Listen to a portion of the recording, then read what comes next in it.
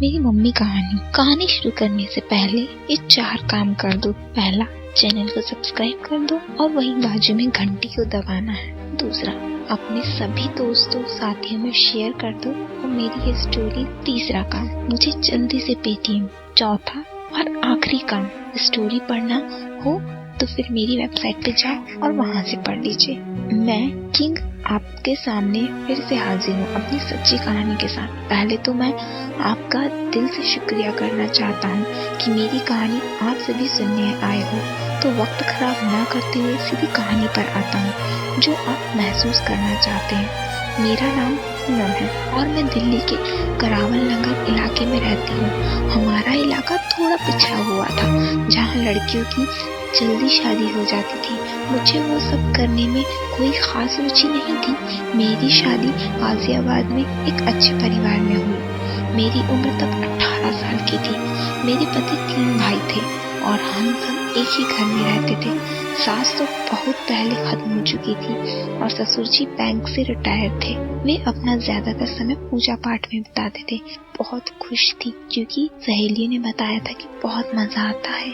अब वो रोज करते और मैं ये सोचती कि सब बोलते थे कि बहुत मजा आता है, पर मुझे तो कभी करने का अपनी तरफ से मन ही नहीं किया। मैं तो ये सोचती थी कि रोज क्यों ना खुद सोते हैं और ना सोने देते हैं, फालतू में गीला कर देते हैं। फिर एक दिन मेरी ननद छाया मेरे घर आई। मुझे छाया पर बहुत गुस्सा आता था। हद तो तब हुई जब एक बार मैं नहा रही थी तो बाथरूम में आवाज मारने लगी कि 1 मिनट गेट खोलो। तो ये मैडम जी अंदर आई और अंदर से कुंडी लगाकर तो मैंने पूछ लिया, क्यों मुझे परेशान करती हो छाया? सच बताओ भैया कितना परेशान करते हैं। मेरे लिए तो वो सब मतलब एक बार करना होता था और वो भी मुझे पूछ लगता था। तो मैंने बता दिया कि बहुत परेशान करते हैं। पहले तो वो खुश थी कि रोज करते हैं, पर जब उसे पता चला कि रोज सिर्फ एक बार और वो भी 2-3 मिनट के लिए, तो वो समझ गई कि मुझे वो सब के बारे में ज्यादा कुछ नहीं पता। छाया भाभी, पर छाया के दिमाग में तो कुछ और ही था। वो बिल्कुल खुल चुकी और दिल में रो रही थी, पर ससुराल था और न चाहते हुए भी ननद की बात माननी पड़ रही थी। मेरा दिमाग काम नहीं कर रहा था। आज मुझे समझ आया कि आपको वो सब करने से नफरत क्यों है। मेरी मासूम भाभी बाहर ही बात करेंगे क्योंकि छोटे भैया को भी काम पर जाना है और हमें बहुत ज्यादा देर हो गई है। छाया ने बात काटते हुए कहा, जो सही भी था। और जैसे ही वह गेट खोला, बड़े भैया मतलब तेरे बड़े चाचा सामने खड़े थे और नहाने का इंतजार कर रहे थे। हम साथ में बाहर निकले थे और क्योंकि मैं उनकी भाभी थी तो उन्होंने मुझे मजाक में टोकते हुए कहा, मैंने भी अकेले नहाने जा रहा हूँ, मेरे साथ भी नहा लो भाभी। मैं शर्म से लाल थी तो कुछ नहीं बोली और चुपचाप पूजा करके रसोई में जाकर खाना बनाने जाने लगी। भाभी, इसका जवाब एक शर्त पर दूंगी। शर्त? कैसी शर्त? आपको बीच वाले भैया के साथ करना होगा। नहीं दीदी, ये पाप है और वो उनके छोटे भाई हैं। आप कैसी बात कर रही हो? भाभी, आपको कुछ नहीं पता। आप अभी तक कुंवारी हो। आपको लगता है कि बड़े भैया रोज करते हैं, पर आपके साथ आज तक नहीं हुआ, इसीलिए मेरा छूना आपको इतना अच्छा लगा। छाया एक सांस में बोल गई, वैसे बड़े देवर जी देखने में भी इतने अच्छे हैं और हंसमुख भी हैं, पर मैं कैसे बोलूंगी और कहीं किसी को पता चल गया और ये पाप भी तो है कि अपने ही देवर के साथ। नहीं दीदी, मुझे नहीं हो पाएगा। देखो भाभी, अगर करना ही है तो सब मैं करवा दूंगी क्योंकि भैया का भी मन है। ये उनके तौलिए में बना हुआ तंबू बता रहा था। और अगर आपको लगता है कि पाप है तो रहने दो, मत करो।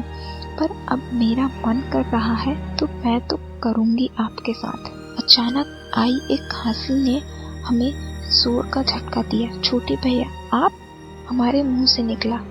छाया तो शर्म से चली गई बाहर, पर मेरा तो ससुराल था। मैं मुंह झुका के खड़ी हो गई क्योंकि मेरे पास दूसरा कोई रास्ता नहीं था। मेरे आंसू मेरे गाल से होते हुए मेरी छाती पर गिर रहे थे। आज तक आपको सुख मिला ही नहीं तो आपका भी हक है कि आपको जीवन की हर खुशी मिलनी चाहिए। मुझे पता चल चुका है कि भैया कुछ करने लायक नहीं है, पर मैं आपको हर खुशी दे सकता हूँ। ऐसा कहते हुए उन्होंने मेरे अंदर भरोसा जगा दिया कि ये सब बात किसी को पता नहीं चलेगी। तो चले भाभी, काम शुरू करें? नहीं भैया, अभी सब है, आप दिन में आ जाना। सब काम पर होते हैं और पिताजी सो जाते हैं। पता नहीं कैसे मेरे मुंह से निकल गया। मैं तो मना करना चाहती थी और खुद दिन के लिए बोल दिया। ठीक है भाभी कहकर मेरी खुशी से उछल पड़ी। सब काम पर चले गए थे। दिन में मैं और छाया बात कर रहे थे कि अचानक छोटे भैया आ गए। सच तो यह है कि आज मैं भी देवर जी का इंतजार कर रही थी, क्योंकि मैं जानना चाहती थी कि मतलब क्या होता है, क्योंकि छाया को सब कुछ पता ही था। तो छाया बाहर चली गई और किसी से फोन पर बात करने लगी। मगर मैं खड़ी होने लगी तो उन्होंने मना कर दिया। बोलने लगे, कहीं मत जाओ भाभी, 5 मिनट बाद दोबारा से सब फिर से होगा, कहीं नहीं जा रही। मगर उसी वक्त कुछ ऐसा हुआ, बड़े भैया आप, मेरी आंखें फटी की फटी रह गई जब देखा गेट पर छाया और बड़े भैया खड़े हैं। छाया हमेशा हंसती रहती है पर मुझे फंसा देती है। सॉरी भाभी, आपको इतनी कमाल की है ये लोग रह नहीं पा रहे थे और दोनों मिलकर आपका नाम लेकर मेरी हालत खराब कर दी। इसीलिए मैंने ये सारा प्लान बनाया कि मुझे थोड़ी रहम मिल जाए। हम छोटे